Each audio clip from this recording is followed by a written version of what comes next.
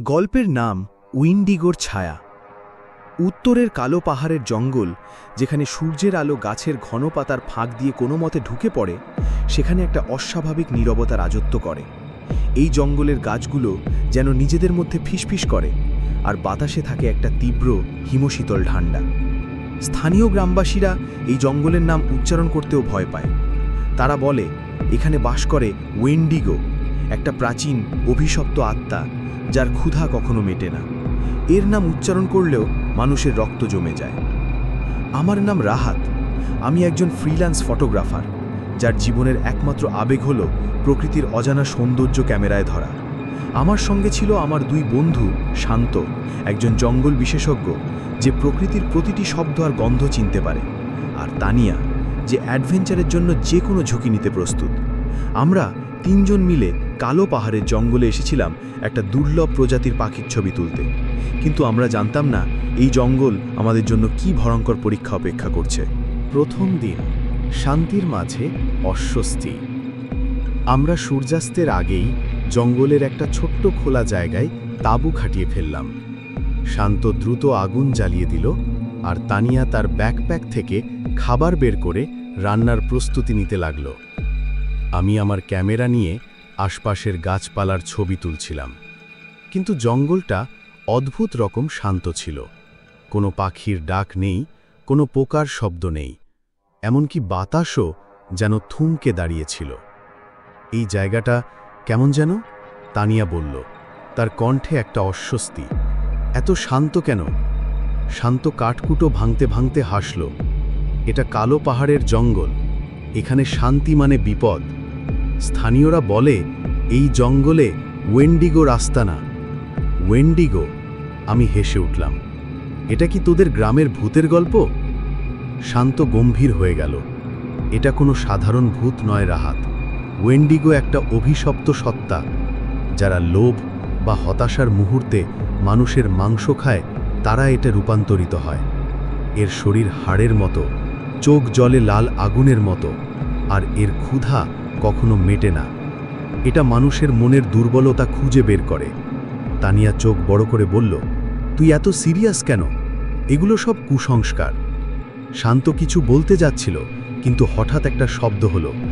জঙ্গলের গভীর থেকে একটা তীক্ষ্ণ, অমানুষিক চিৎকার ভেসে এলো। শব্দটা যেন আমাদের হাড় পর্যন্ত কাঁপিয়ে দিল। আমরা তিনজনই চুপ করে গেলাম। এটা কি ছিল? তানিয়া ফিসফিস করে বলল, তার মুখ ফ্যাকাশে।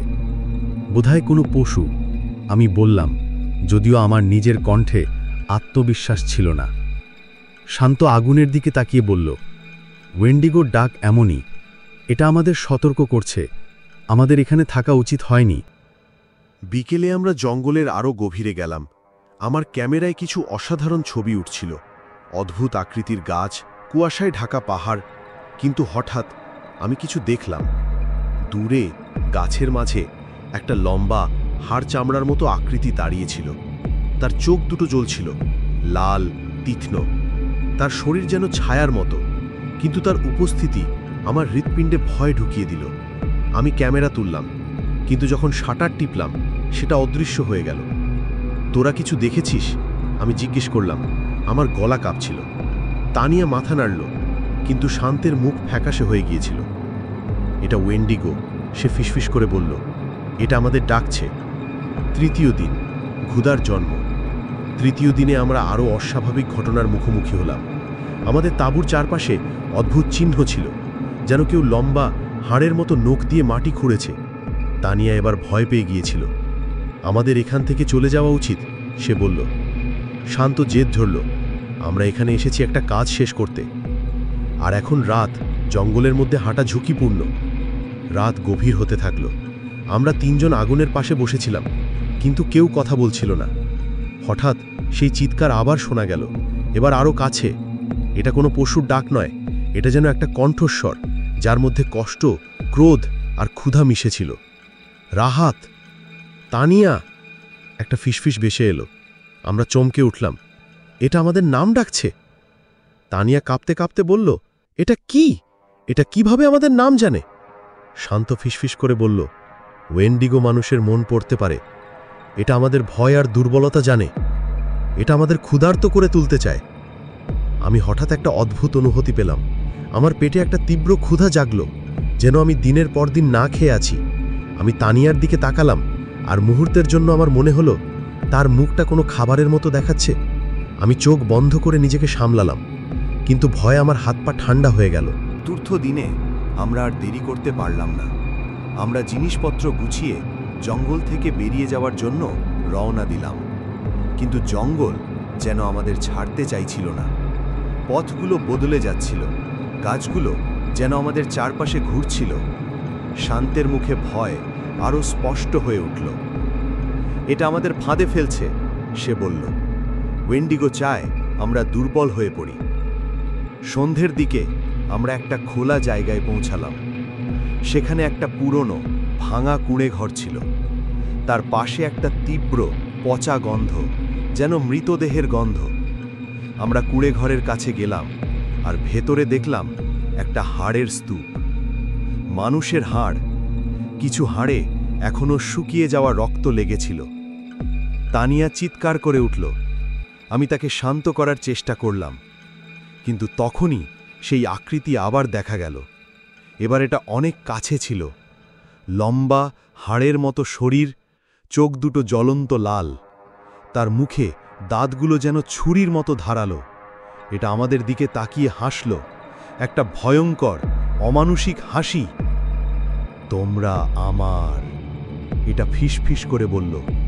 তার কণ্ঠস্বর আমার মাথার মধ্যে গেঁথে গেল, যেন আমার মনের গভীরে ঢুকে পড়েছে।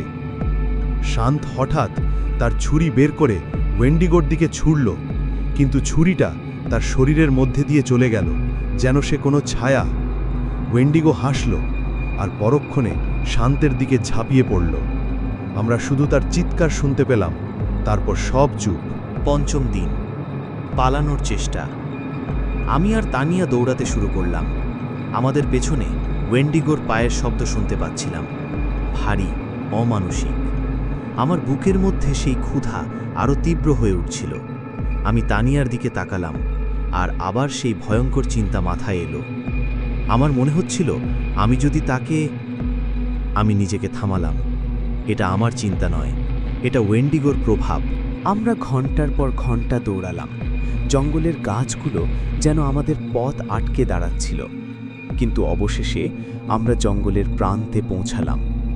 দূরে সূর্যের আলো দেখা যাচ্ছিল।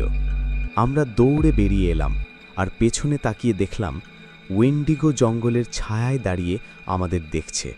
তার চোখে একটা অদ্ভুত হাসি, যেন সে জানত আমরা পালাতে পারলেও তার ছায়া আমাদের সঙ্গে থাকবে। পরিণতি। আমি আর তানিয়া ফিরে এসেছি, কিন্তু শান্ত আর ফেরেনি। আমরা পুলিশকে সব বলেছিলাম, কিন্তু তারা আমাদের গল্প বিশ্বাস করেনি। তারা বলল শান্ত বোধহয় কোনো বন্য পশুর আক্রমণে মারা গেছে, কিন্তু আমি জানি এটা কোনো সাধারণ পশু ছিল না। আজও রাতের নীরবতায় আমি সেই ফিসফিস শুনতে পাই। আমার মধ্যে সেই ক্ষুধা এখনো জেগে ওঠে। আমি জানি ওয়েন্ডিগো আমাকে ছেড়ে যায়নি। এটা আমার মধ্যে লুকিয়ে আছে, আমার লোভ আর দুর্বলতার জন্য অপেক্ষা করছে।